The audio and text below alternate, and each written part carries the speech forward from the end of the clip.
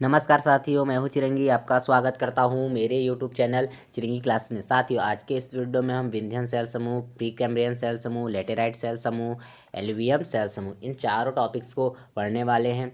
इसके पहले वाले वीडियो में हमने कडप्पा सेल समूह, आर्कियन सेल समूह और धारवाड़ सेल समूहों को पढ़ा था। यदि आप इसके पिछले वाले वीडियो को देखना चाहते हैं तो आप हमारे यूट्यूब चैनल के प्लेलिस्ट में जाकर आप पढ़ सकते हैं। तो चलिए बिना देरी की क्लास की शुरुआत कर लेते हैं। सबसे पहले देखते हैं विंध्यन सेल समूह। विंध्यन सेल समूह से आपको 2-3 पॉइंट याद रखना है, जिसमें आपको जो पहला पॉइंट याद रखना है कि इसका निर्माण किस प्रकार हुआ है। तो विंध्यन सेल समूह का निर्माण आपको कडप्पा सेल समूहों के बाद निर्माण देखने को मिलेगा। दूसरे नंबर पर आप यहाँ से याद रख सकते हैं कि यह एक परतदार चट्टानें हैं, अर्थात जिसमें जीवाश्म रहित चट्टान हो, जिसमें जीवों के अवशेष नहीं पाए जाते हैं।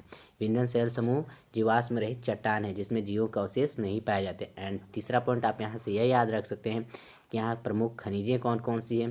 तो इस पर प्रमुख खनिजों का जो भंडारण होता है उसमें सबसे पहला आता है चूना पत्थर एंड दूसरे नंबर पर आता है बलुआ पत्थर।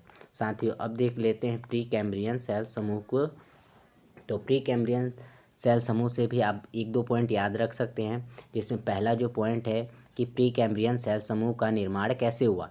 तो प्री कैम्ब्रियन सेल समूह का निर्माण ज्वालामुखी, प्राचीन काल में क्या हुआ कि ज्वालामुखी विस्तार हुआ और ज्वालामुखी के विस्फोट होने से लावा इस प्रकार से निकलने लगा और इन्हीं लावा के बाद में जमने से ही प्री कैम्ब्रियन सेल समूह का निर्माण हुआ। एंड दूसरे नंबर पर आप यह याद रख सकते हैं कि प्री कैम्ब्रियन सेल समूह का विस्तार कहाँ से कहाँ तक हुआ है।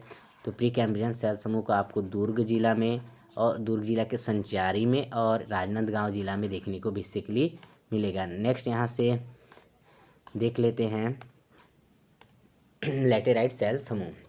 लेटेराइट सेल समूह से भी आप 2-3 पॉइंट यहाँ से याद कर सकते हो, जिसमें पहला पॉइंट आपका आता है कि इसका निर्माण कैसे हुआ था। तो लेटेराइट सेल समूह का निर्माण मुख्यतः आपका दक्कन ट्रैप के क्षरण से हुआ ऐसा माना जाता है। दूसरा बिंदु यह याद रख सकते हैं कि इसका विस्तार कहाँ से कहाँ तक हुआ है। तो आपको लेटेराइट सेल समूह का विस्तार मुख्यतः आपको जसपुर जिला, बिलासपुर जिला और रायगढ़ जिलों में देखने को मिलेगा। इसके बाद लेटेराइट सेल समूह में हम देख सकते हैं कि कौन कौन से खनिजों का भंडारण प्रमुख रूप से हुआ है।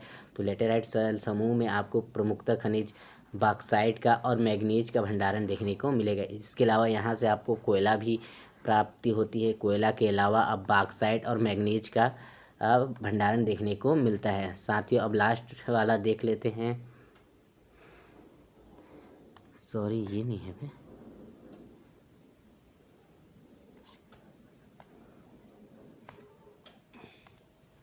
अब देख लेते हैं एलुवियम सेल समूह। एलुवियम सेल समूह से भी आप 1-2 की पॉइंट याद रख सकते हैं जो आपके एग्जाम के पर्सपेक्टिव से इम्पॉर्टेंट है। जिसमें पहला पॉइंट है यह है कि एलुवियम सेल समूह का निर्माण कैसे हुआ था। तो इसके निर्माण के तथ्यों को देखा जाए तो इसका निर्माण नदी नालों के अवसादों द्वारा बहाए, अवसाद जो लाया जाता है उसी के बहाने से या लाए जाने से एक जगह इकट्ठा करने से एलुवियम सेल समूह का निर्माण हुआ है।